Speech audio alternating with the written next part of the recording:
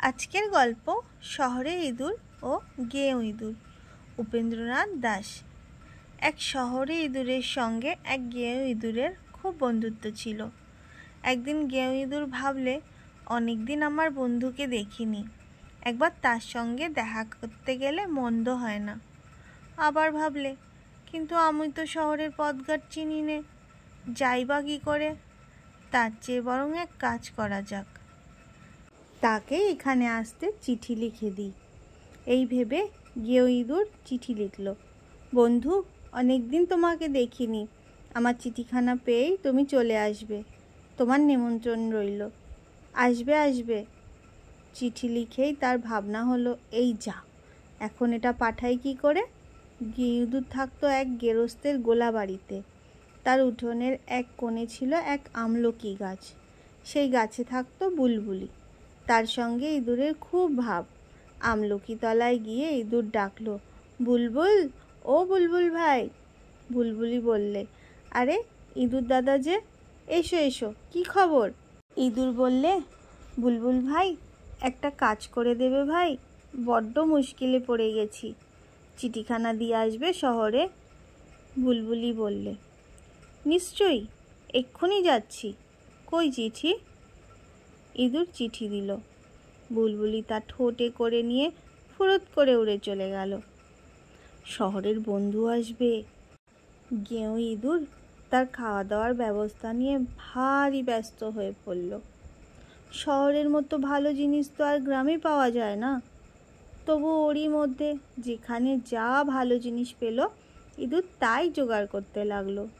2-3 রকমের কলাই, হরেক রকমের ডাল, ভুট্টা, 2-4 টুকরো পুরনো পিঠে, কয়েকটি বাদাম, এমনি কত কি সে সারা রাত্রি ধরে জোগাড় করলো। পরদিন দুপুরবেলা বুলবুলি ফিরে এলো। ইঁদুর বললে, কি বুলবুল ভাই, খবর কি?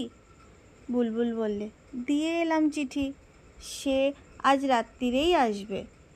ইঁদুর খুশি হয়ে আর যা যা আয়োজন বাকি ছিল তাই করতে লাগলো। রাত 8টা-9টার সময় শহরের ইঁদুর এসে পৌঁছালো। অমনি গেঁয়ো ইঁদুর ব্যস্ত হয়ে, এসো এসো, কতদিন পরে তোমায় দেখলাম বলে তাকে বসতে দিল। একখানা সুন্দর কাঁঠাল কাঠের পিঁড়ি, তারপর 2 বন্ধুতে অনেক গল্প হলো। গেঁয়ো ইঁদুর বললে, এবার তোমার খাওয়া দাওয়ার ব্যবস্থা করি ভাই, বড্ড রাত হয়ে গেছে, বলে পাত পেতে দিয়ে বন্ধুকে ডাকলো। আর যত কিছু খাবার সংগ্রহ করেছিল সব এনে সাজিয়ে দিল। খাবারের নমুনা দেখেই তো শহর ইঁদুর নাক কুচকে উঠল। সে এটা সেটা নিয়ে নাড়াচাড়া করতে লাগলো, আর মাঝে মাঝে এটা থেকে এক কামড়, ওটা থেকে এক কামড় খেতে লাগলো। গেঁয়ো ইঁদুর বারবার বলতে লাগলো, পাড়াগাঁয়ে তোমাদের পাতে দেওয়ার মতো কিছু পাওয়া যায় না ভাই, এসব জিনিস তোমাদের ভালো লাগবে না জানি, শহরে তোমরা কত ভালো ভালো জিনিস খাও, কিন্তু কি করবে ভাই, বন্ধুর জন্য একদিন একটু কষ্ট করতেই হবে। ও কি, তুমি যে কিছুই খাচ্ছ না? হ্যাঁ, সব পড়ে রইল যে। না না, এই পিঠেখানা খেতেই হবে। ইচ্ছে না থাকলেও বন্ধুকে খুশি করবার জন্য শহরে ইঁদুর একখানা ফুলুরি নিয়ে খেতে খেতে বলল, তা যা বলো ভাই, তোমরা এই পাড়াগাঁয়ে যে কি করে দিন কাটাও আমি তা ভেবেই পাই না। এখানে না পাওয়া যায় ভালো খাবার, না আছে থিয়েটারের বায়োস্কোপ, না আছে ভালো পথঘাট, গাড়ি ঘোড়া, আইসক্রিম নেই, মালাই বরফ নেই, রেডিও নেই, এমনকি গ্রামাফোনও নেই। তোমরা যে কি করে থাকো বলো তো? আমি হলে তো একদিনও টিকতে পারতাম না, তা তুমি যাই বলো না কেন। গেঁয়ো ইঁদুর বললে, যা বলেছ মিথ্যে নয় ভাই, তবে কি জানো, আমাদের সয়ে গেছে, আমাদের এখানে থাকতে কষ্ট হয় না। শহরে ইঁদুর বললে, চলো না হে আমার সঙ্গে শহরে, দেখবে কত মজা, তোমার আর গায়ে ফিরতে ইচ্ছেই করবে না। গেঁয়ো ইঁদুরের অনেক দিন থেকেই শহরে যাওয়ার লোভ ছিল, তাই বন্ধুর কথায় সহজেই রাজি হয়ে গেল। ঘরদোর গুছিয়ে পরের দিন সন্ধ্যার সময় 2 বন্ধুতে রওনা হলো। তারা যখন পৌঁছালো তখন রাত প্রায় 1টা। শহরের ইঁদুর যেখানে থাকে সেখানে প্রকাণ্ড প্রাসাদ বললেই হয়। মার্বেল পাথরের মেঝে সব ঝকঝক তকতক করছে, দেয়ালে কত রং বেরঙের ছবি, কোথাও কোথাও আবার প্রকাণ্ড আয়না। শহরের ইঁদুর এঘর ওঘর করে দেখাতে লাগলো আর বলতে লাগলো, কেমন লাগছে হে, গেঁয়ো ইঁদুর বলল, চমৎকার। তারপর শহরের ইঁদুর বন্ধুকে খাবারের ঘরে নিয়ে গিয়ে গদিয়াটা চেয়ারে বসিয়ে দিল। গেঁয়ো ইঁদুর দেখলে টেবিলের ওপর নানা রকমের খাবার পড়ে আছে। সেদিন সন্ধ্যায় একটা ভোজ হয়ে গেছে, তারই সব বাড়তি জিনিস। এরকমের খাবার গেঁয়ো ইঁদুর কোনোদিন দেখেনি। চপ কাটলেট থেকে আরম্ভ করে আইসক্রিম সন্দেশ পর্যন্ত কোনো জিনিসই বাদ পড়েনি। শহরে ইঁদুর এক এক করে বন্ধুর সামনে এসে সব এগিয়ে দিল। তারপর নিজেও এসে কাছে বসে বলল, এবার আরম্ভ করো। হ্যাঁ, গেঁয়ো ইঁদুর খাবে কি এসব দেখেই তো তার চক্ষু স্থির, কিন্তু তাড়াতাড়ি সামলে নিয়ে এমন ভাব দেখাতে লাগলো যেন এইসব সে অনেকবার খেয়েছে।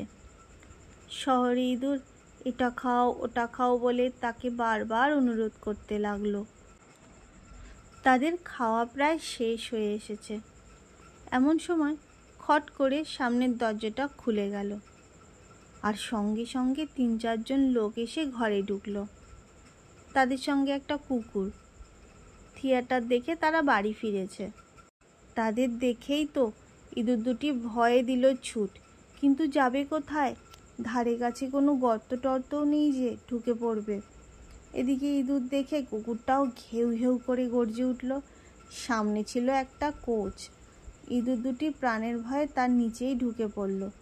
ভয় তখন তাদের বুক ঢিপ ঢিপ করছে। কুকুরটা একবার গর্জে ওঠে, আর ইঁদুর দুটো ভয়ে থরথর করে কাঁপতে থাকে। এমনি করে অনেকক্ষণ কাটলো। তারপর লোক কটি চলে গেল, আর সঙ্গে সঙ্গে কুকুরটাও গেল। ঘরে যখন আর সারা শব্দ নেই, তখন গেঁয়ো ইঁদুর প্রথমে মুখ বাড়িয়ে দেখলো কেউ কোথাও আছে কি না। দেখলো ঘরের এক পারে খালি। তখন সে শহরে ইঁদুরের কানে কানে বলল, বন্ধু, এমন ভয়ে ভয়ে প্রাসাদে থেকে রাজভোগ খাওয়াচ্ছে আমাদের গোলাবাড়িতে নিশ্চিন্ত মনে কলাই আর বাসি পিঠে খাওয়া অনেক ভালো। নমস্কার বন্ধু, তোমার শহরের ভালো নিয়ে তুমি থাকো। আমি গাঁয়ে ইঁদুর গাঁয়েই ফিরে যাচ্ছি।